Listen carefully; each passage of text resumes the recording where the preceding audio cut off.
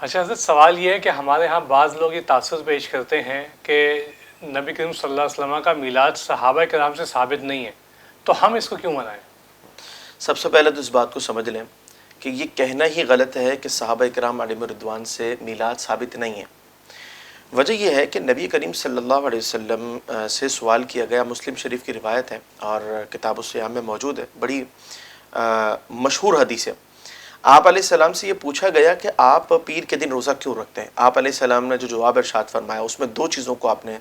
واضح فرمایا۔ ایک تو یہ ہے کہ میں اس دن پیدا ہوا، یعنی پیر کے دن، اور دوسرا یہ کہ اس دن قرآن نازل کیا گیا، یعنی پہلی وحی جو ہے وہ پیر والے دن نازل کی گئی۔ صحابہ کرام علیہم رضوان کے متعلق ساری امت کا یہ متفقہ نظریہ ہے کہ وہ رسول اللہ صلی اللہ علیہ وسلم کی ہر سنت پر عمل کرنے والے تھے، ٹھیک ہے۔ اب ظاہر سی بات ہے کہ آپ علیہ السلام نے جب بیان فرمایا تو انہوں نے بھی اس پر عمل کیا ہوگا۔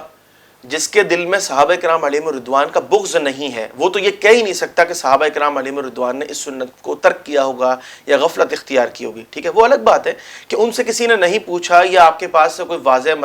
سند نہیں ہے، وہ ایک الگ مسئلہ ہے۔ لیکن اس بات کا تصور بھی نہیں ہو سکتا کہ صحابہ کرام علیہم رضوان کو یہ معلوم ہو جائے کہ یہ سنت ہے اور پھر وہ اس کو ترک کریں۔ تو اس سے یہ ثابت ہو گیا کہ وہ حضرات بھی نبی کریم صلی اللہ علیہ وسلم کا میلاد منایا کرتے تھے اور باقاعدہ روزے کا اہتمام فرمایا کرتے تھے، ٹھیک ہے۔ اچھا، اب رسول اللہ صلی اللہ علیہ وسلم سے جب ایک چیز ثابت ہو گئی، ٹھیک ہے، کہ آپ علیہ السلام میلاد منایا کرتے تھے، تو میں یہ دعوت پیش کرتا ہوں تمام مکاتب فکر سے کہ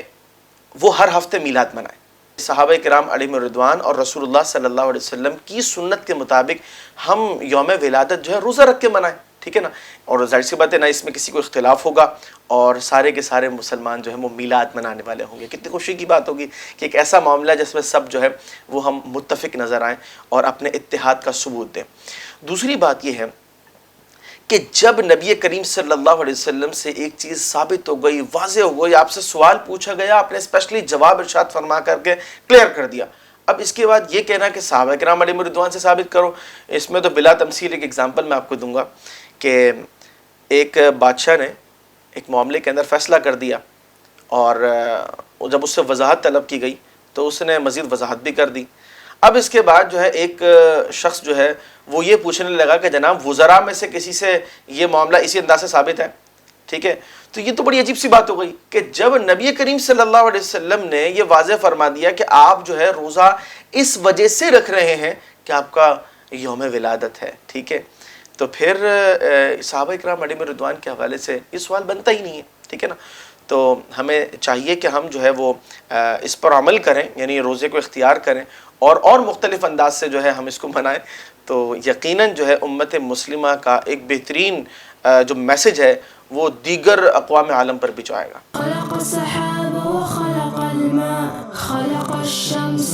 في الفضاء سبحان خالق الحياة